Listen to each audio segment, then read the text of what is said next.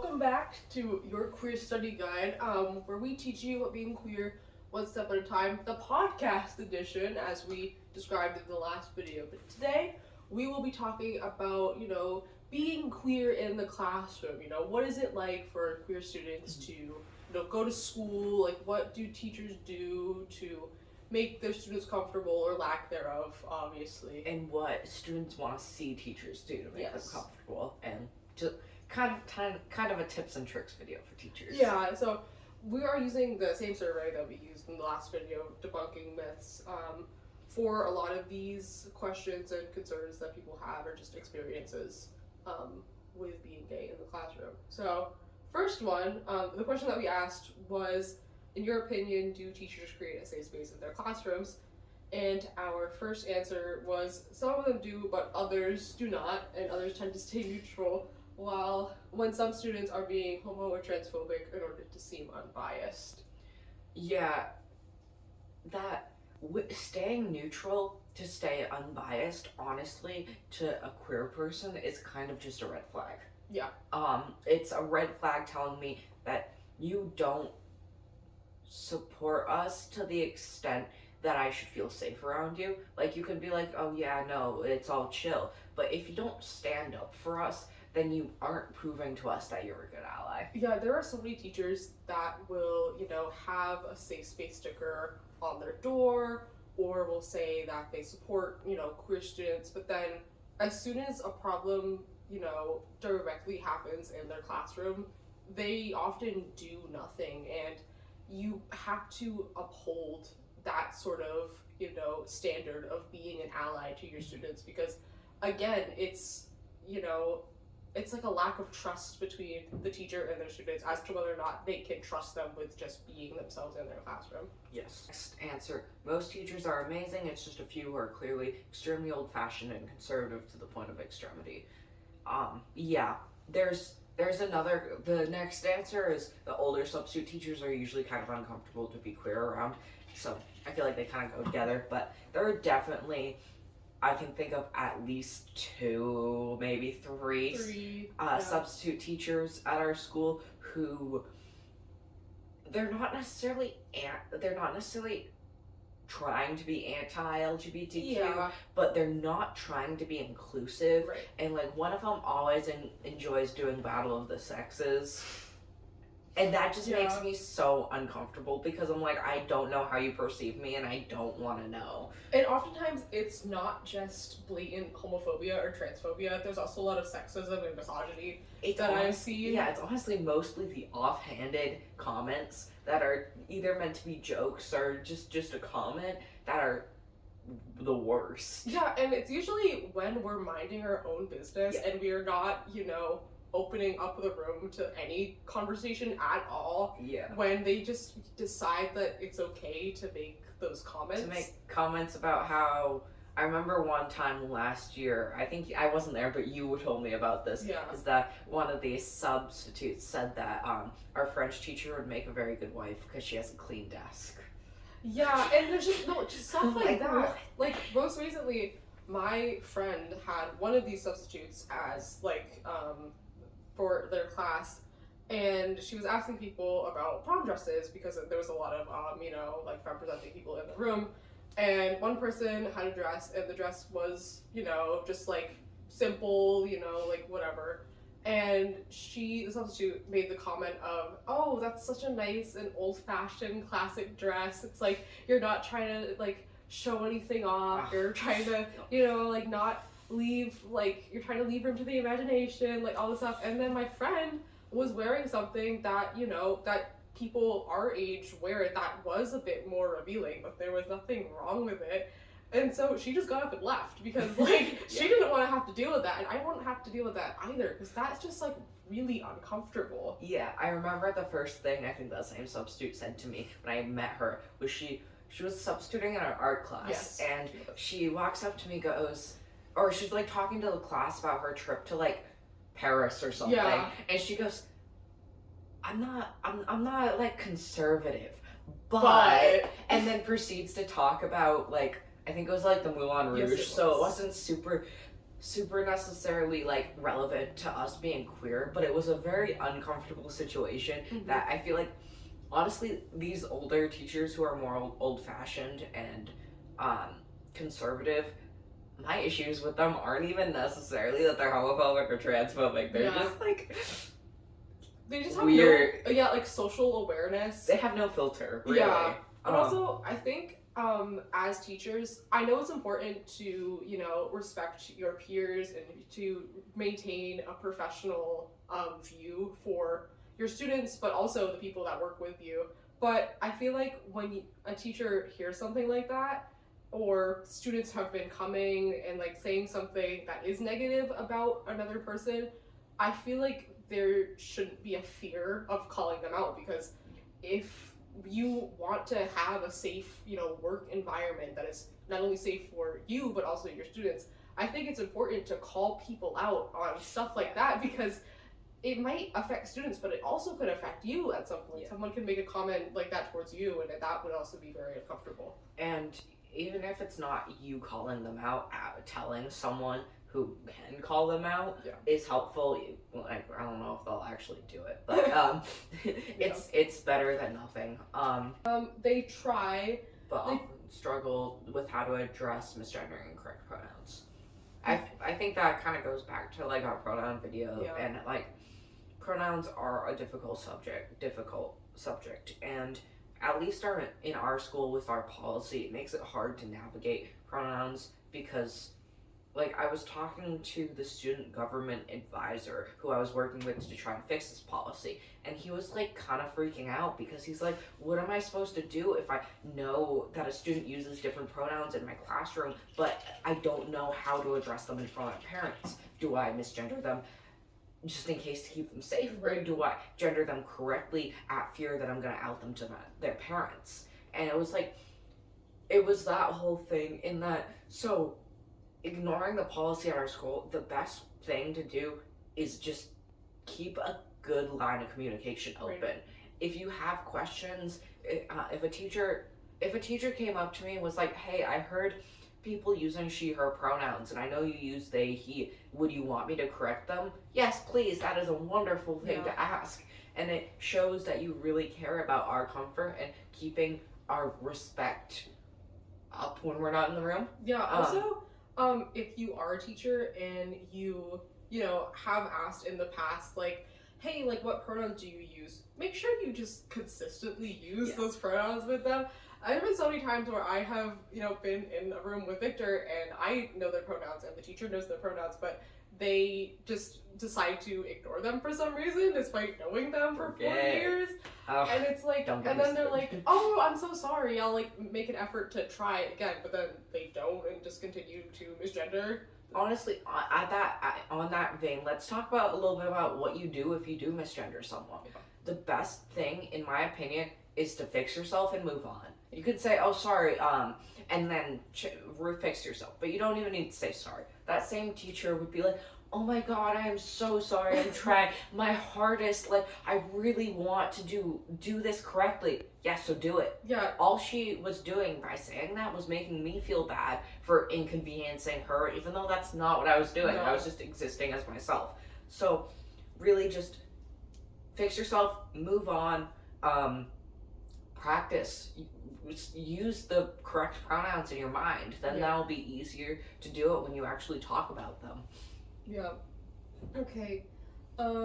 Next response was, I know some teachers create safe spaces in their classrooms. I know some teachers who are known for not being safe for queer students and are known in the school as being homophobic. However, I have not explicitly expressed to any staff member that I am queer, so I don't have much personal experience with this myself. So, I mean, it is definitely difficult to, be very proud and very open, especially when there are teachers and staff members that are like that. But I think, again, the best thing to do is find teachers that are openly supportive and kind of use that as a support system. Like, go to them and be like, hey, like, this teacher, if you feel comfortable, obviously, like, this person did this to me, like, is there any way that you can have a conversation with them, or, like, start having a conversation with them, or if you feel comfortable, just like directly address that person who is making those comments to you. Like call them out on their bad behavior to make them feel, you know, like shamed for what they did, because they, again, like they aren't gonna learn unless like you tell them or someone else tells them. So I feel like there's a thing around the queer community that's like the queer community doesn't want to have to educate people because they should be able to do it for themselves. But I've learned that sometimes I'm the only one who will. That's kind of why we're doing this, because we are the only ones who actually want to educate people, because not because I feel it. I want to because I feel a little bit of like I feel obligated to, because not many other people in the queer community want to go out of their way and deal with it, which is fair enough. Some days I could just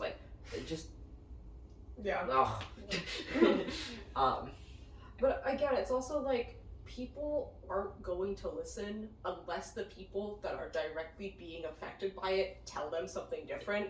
Because you can like queer people have always been, you know, oppressed and marginalized, and it's only until like we speak up about it that things get changed.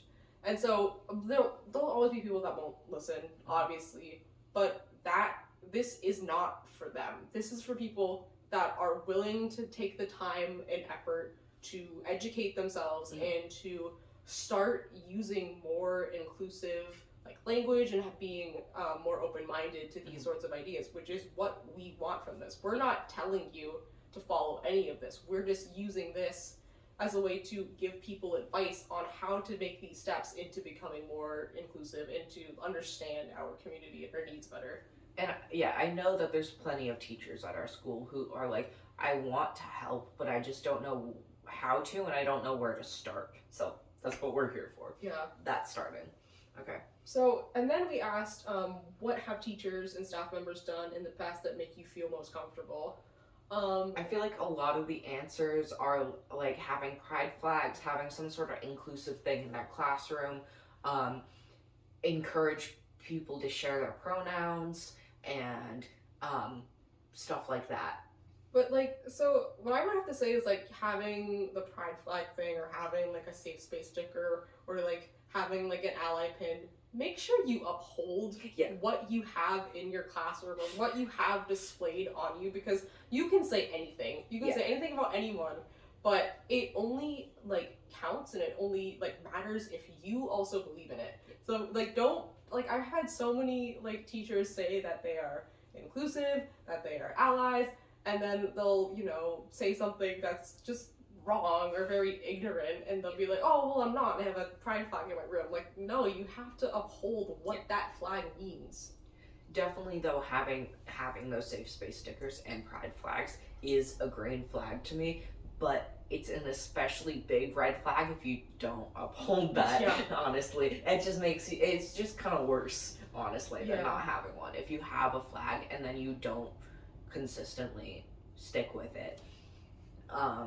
Let's see. Using gender neutral terms I think is really helpful, especially, please, for the love of God, don't split your classes into boys and girls. That is so uncomfortable.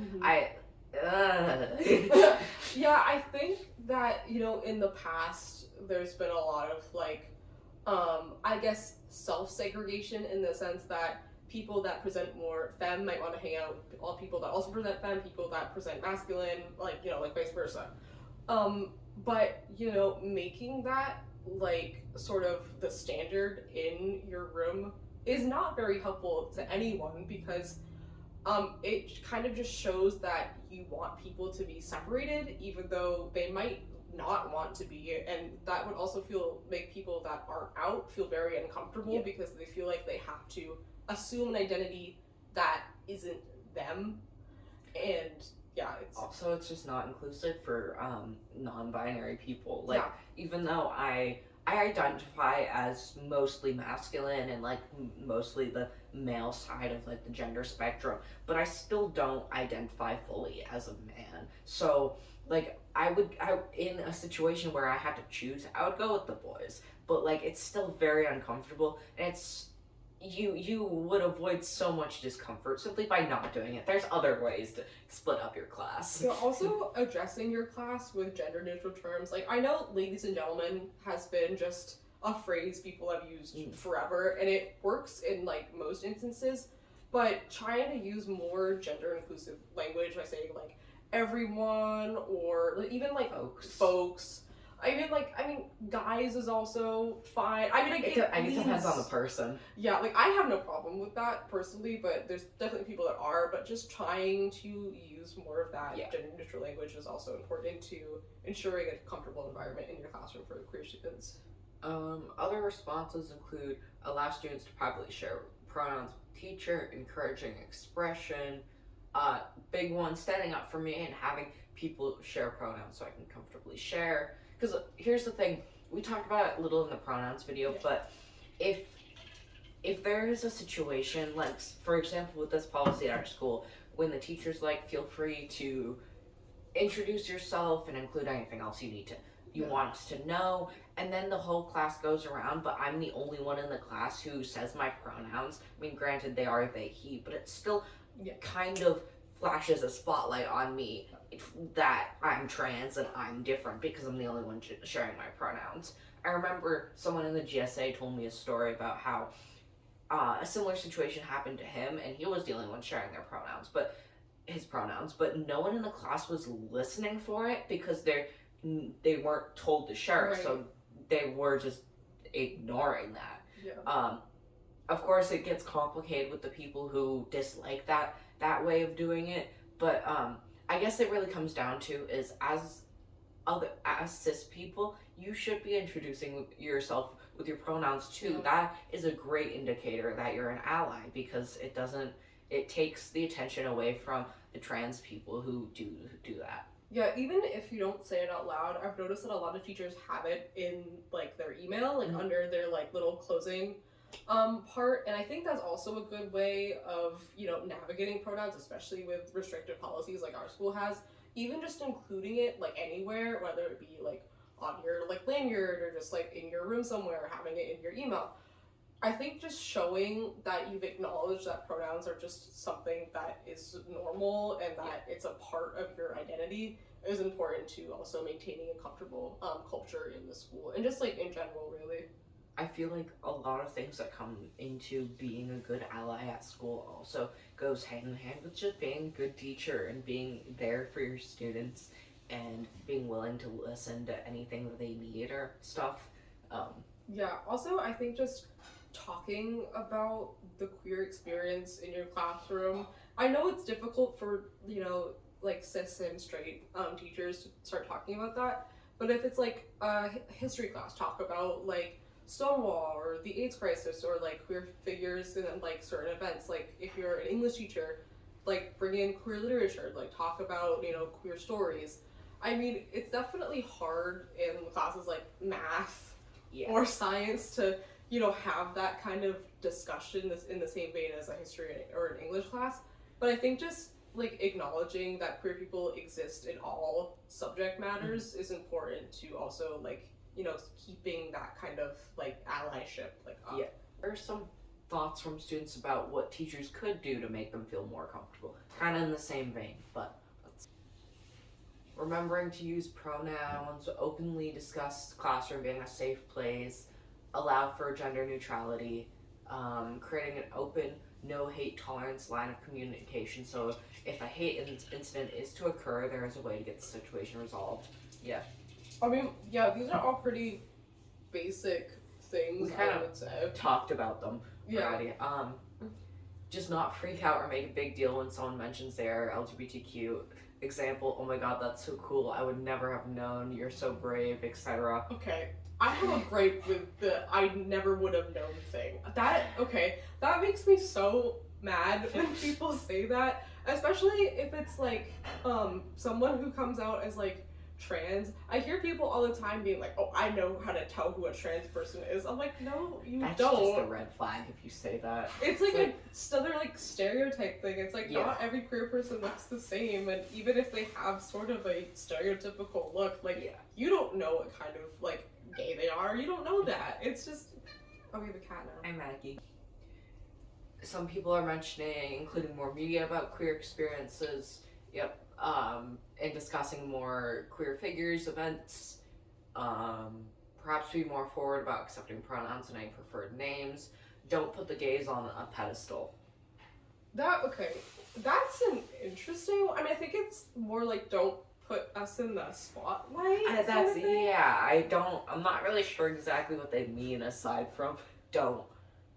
I think, Don't pay excessive attention. or it's like don't single us out. I think that's more what it is. Yeah. I think like again like in the last video we talked about the misconception that we want special treatment. It's like we don't. We just want to be treated like every like cishet person. Mhm. Like that's in our school. It's like we're not any different. We're just queer, and like that's like really the only big difference with us. It's like don't like separate us. Don't like try to Yeah. do all these like special things for us. Like it's not necessary. Don't take a heteronormative stance on things when they don't know. I'm thinking I feel like that's trying to say like Don't like assume. don't assume that you're gonna have a husband in the future. Yeah. Don't assume I'm gonna have a wife in the future. Don't assume that you have a mom and a dad. Yeah. Stuff like that.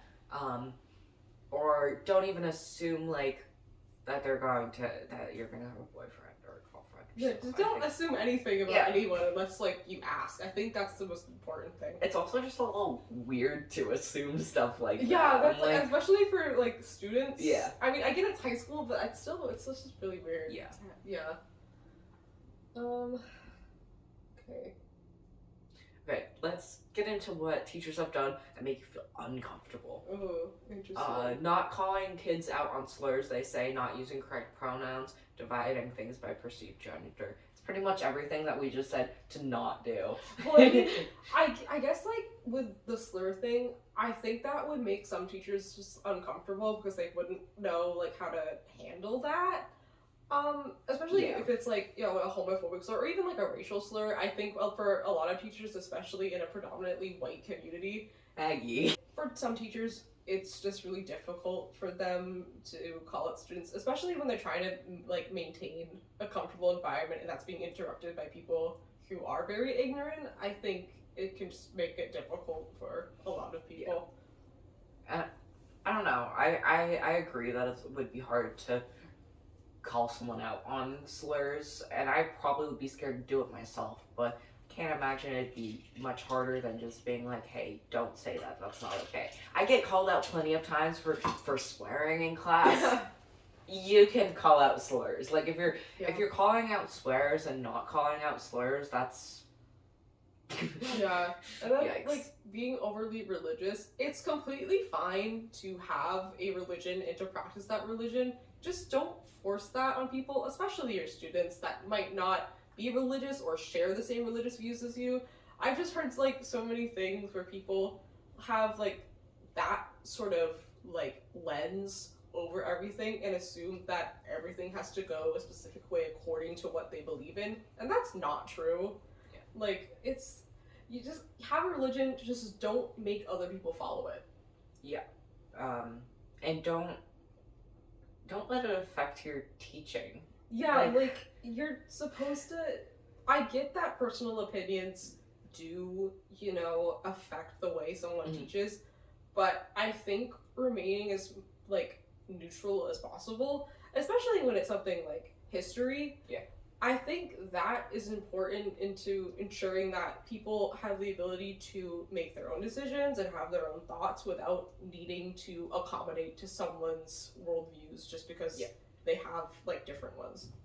Like one of my teachers in the past in 8th grade, she was my English teacher. She was Jewish, and I knew that.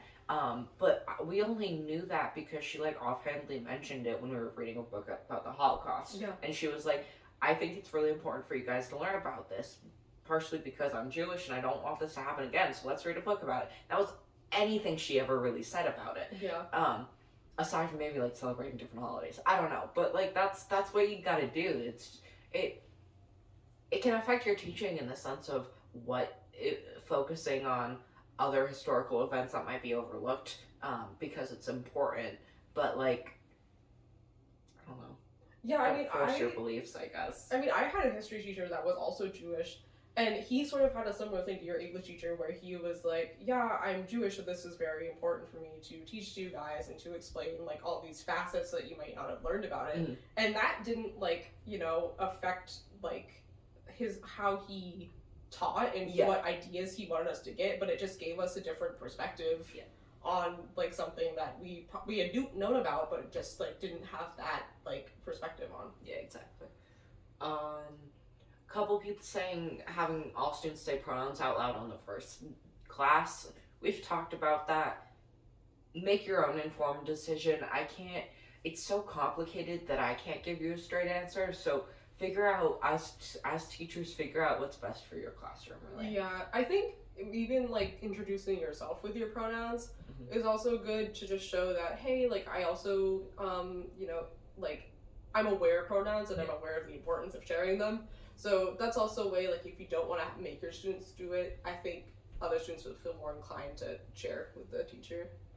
Not standing up for me if I'm misgendered, or not correcting themselves if they misgender me. Yeah, I don't think I've ever had a teacher actually like call someone out on misgendering me, but that would be a very nice thing. But I get it. Yeah. I get that would be hard because you don't know who knows and stuff. And I guess it just comes back to the having an open line of communication with your students. I mean, I'm definitely quick to correct people if they misgender any of my friends, but I think it's different for teachers that might not know the person very well, or just like, I don't know, again, like, don't know the person very well. Other things about like assuming someone would have a future husband or wife, or assuming that they're straight. We're gonna move on to the staff survey. We had a question about what you do to make your classroom comfortable. Yeah.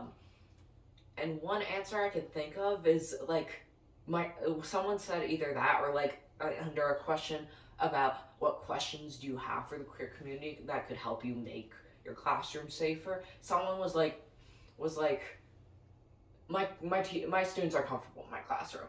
Like, you can't assume that. You don't know that. Like, I know there's some teachers I've had who are amazing, and I'm sure everyone's comfortable, or I can guess everyone's comfortable in their class, but don't make that assumption. That's just ignorant, honestly. And I would say, like, as a student, a lot of us put on a front to sort of, like, I think we all have a different personality, like, between our, like, friends and our teachers, and I feel like the person that wrote that thinks that all of their students are comfortable because that's all they see. Yeah. I feel like there's no, like, open discussion between, the students and the teacher about, like, what the class environment is like.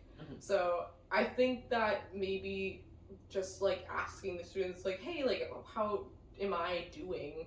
Like, what can I do to fix if there's anything I need to fix?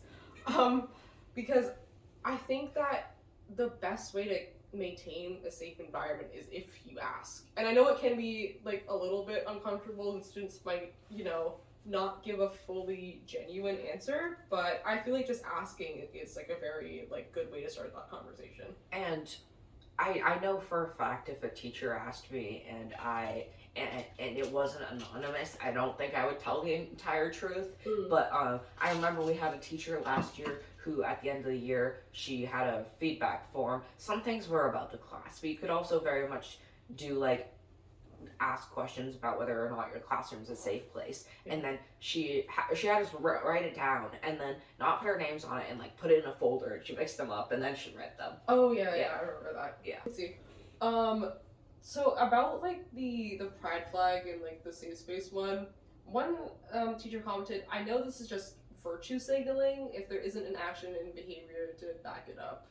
So yeah, I guess that kind of goes in like the same vein as like trying to uphold the values that you share and that you have around your classroom.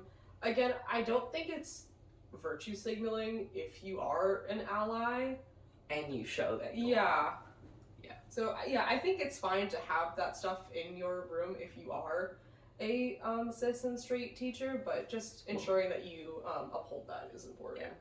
There was one person who says, I find it upsetting that my textbook commonly uses male and female for examples. I've contacted my textbook rep and learned that there will be a new version of the book the year after next that has less, hopefully none, examples with just male and female as gender descriptions.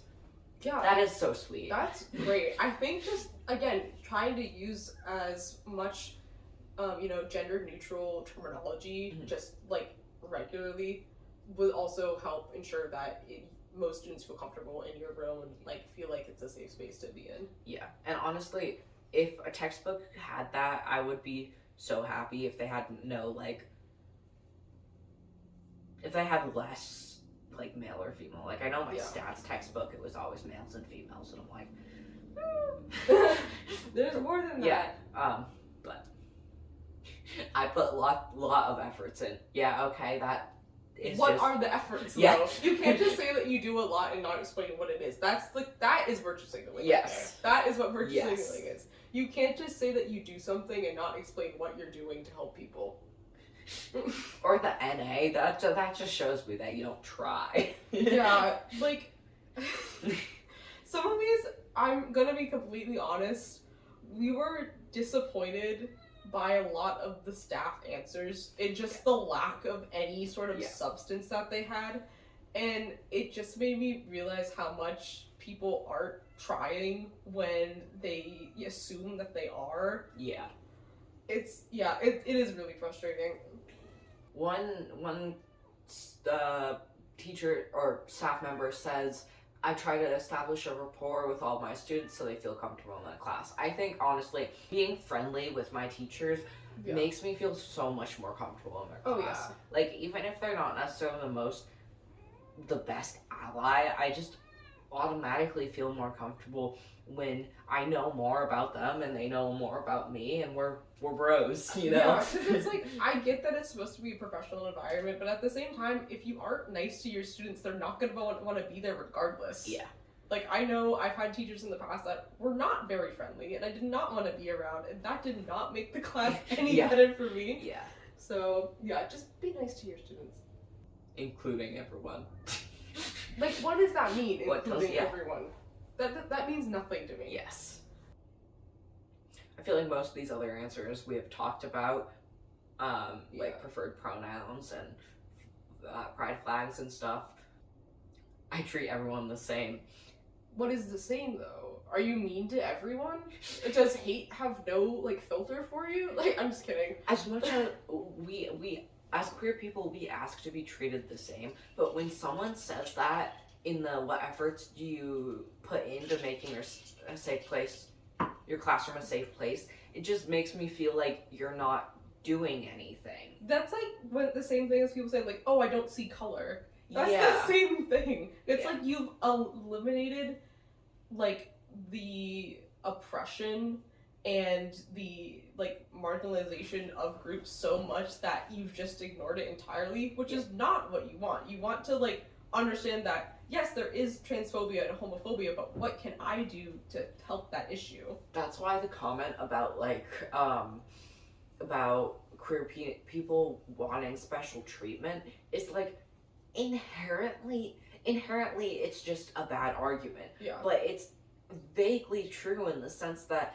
we want to be treated the same way as everyone else, but to get over that oppression we do need a little bit more than cis straight people. Yeah, because cis and straight people, especially like white cis straight people, and specifically like white straight cis men, they don't need special legislations and Mhm. bills and laws to live an authentic and genuine life. Yeah. We as queer people need laws and legislations that protect us, that give us the care that we need, Yeah. that ensure that we can get married, that ensure that we can get jobs and housing, because we were deprived of that like forever. Mhm. And it's just now that it's been changing. I think we have, gone backwards in the wrong direction. In the past like 2 years, but- definitely. I think that in order to maintain a safe environment is to not ignore those issues, but to keep those in mind so you know how to help people if Yeah. they need it. There really isn't many, but I think the pins and stuff around the walls help. There are more queer people in our school than you think. That actually reminds me of, I was talking to one of my favorite teachers about this and about the policy, and she made a comment about how her sons who go to a different school were like, oh, there's no people like that in our school, and how that made her really sad because she was like, wow, they don't realize that people can exist as queer without being like explicitly obvious about it.